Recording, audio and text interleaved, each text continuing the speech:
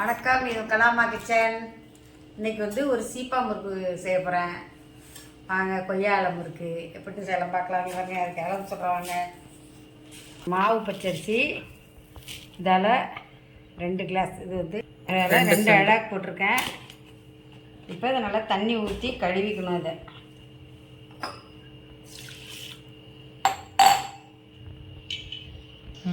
அரிசியை நல்லா கழுவியாச்சு. ஒரு 10 நிமிஷம் ஊறட்டும். ஊறினா தான் மிக்சியில் தான் அரைக்க போகிறேன். ஊறட்டும், கொஞ்சம் ஊறினா மாவு நல்லா வரும். இல்லாட்டி அரிசியாக இருந்தால் கரைப்பறன்னு மாவு வராது. நல்லா ஊறும்.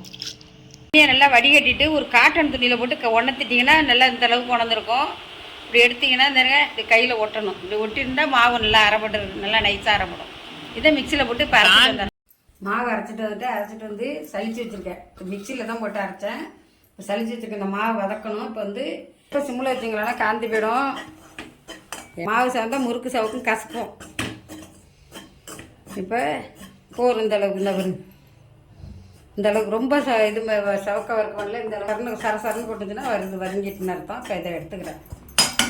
25 கிராம் பைத்தம்பருப்பு அடுப்பு பற்ற வச்சுக்கிறேன். வறுத்து மாவை அரைச்சி சளிச்சு அதில் போட்டுக்கணும். வரும். இப்போ இதை எடுத்துக்கிறோம். இப்போ அதே மாதிரி ஒரு 25 கிராம் உளுத்தம்பருப்பு,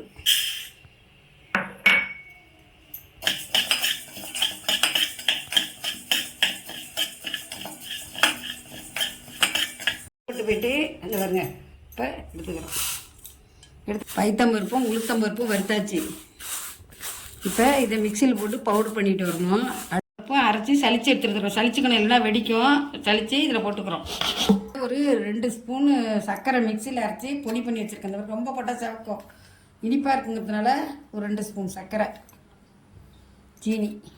இப்போ ஒரு 2 ஸ்பூன் எண்ணெய் சுட வச்சு இதில் ஊற்றிக்கிறோம். 2 ஸ்பூனு நெய் போட்டுக்கலாம், இல்லைன்னா வெண்ணெய் இருந்தால் வெண்ணெய் போட்டுக்கலாம். நெய் இருந்தாலும் நான் எண்ணெய் தான் சுட வச்சு ஊற்றிக்க போகிறேன். இப்போ புளி வைப்பற பற்றியில் அந்த எண்ணெயவே நல்லா சூடு பண்ணி ஊற்றிக்கிட்டோம்னா கரகரன்னு இருக்கும். நல்லா சாஃப்டாக இருக்கும். ருசிக்கேற்ப இவ்வளோ உப்பு, 1 ஸ்பூனு வெள்ளை எண்ணெய் போட்டு இப்போ மாவை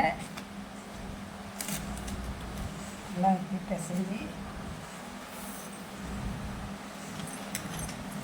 தண்ணியெல்லாம் தெளிக்காமல் அந்த எண்ணெயெல்லாம் ஊற்றுனோமா சீனி கொஞ்சம் போட்டோம். அந்த இதில் இப்போ நல்லா பிசைஞ்சு. இப்போ ஒரு முடி தேங்காய் பால், தேங்காய் பால் பிடிச்சி வச்சுருக்கோம். ஒரு முடி.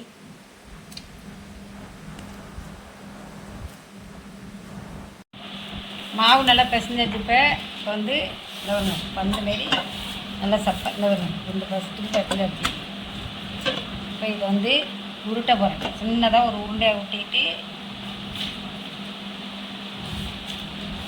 இது கொய்யாலையில் வச்சு தட்டிக்கிறது. நல்லா எண்ணெயை தடவிட்டு சின்ன உருண்டையாக உருட்டி மாவு விட்டு வச்சுட்டு 2-3 விரலை வச்சு இப்படியே அடித்துட்டே போனோம்னா நீட்டமாக இதெல்லாம் அழகெல்லாம் பண்ணணும். இல்லை சும்மா தட்டிக்கிட்டே கூட வந்துடாது. திக்னஸ் கூட செய்யலாம் ஈஸியாக. அவ்வளோதான். இங்கிட்டு வரும்.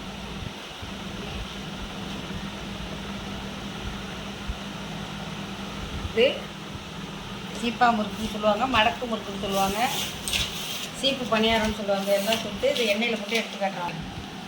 இதுமாரி 10 செஞ்சு வச்சுட்டேன். இன்னொரு 10 செஞ்சுக்கிட்டு எண்ணெய் சட்டியில் போடணும். 1/2 லிட்டரு கூட இல்லை, கொஞ்சமாக எண்ணெய் வச்சுக்கிட்டா போதும். இப்போ எல்லாம் சுருட்டி வச்சுருக்கோம் பாருங்க. இது எங்கள் பேரன் சுருட்டி வச்சுருக்கான். அப்படி அதான் முன்னாடி போடுறேன்.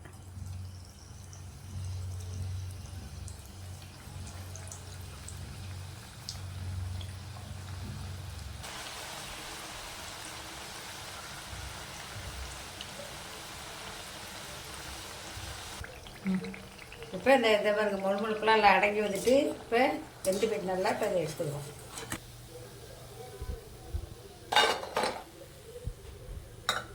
இந்த எங்கள் பேரன் தட்டி வச்சுருக்கான் பாருங்க. இலையை வச்சுருந்தேங்க, கொய்யாலையில்.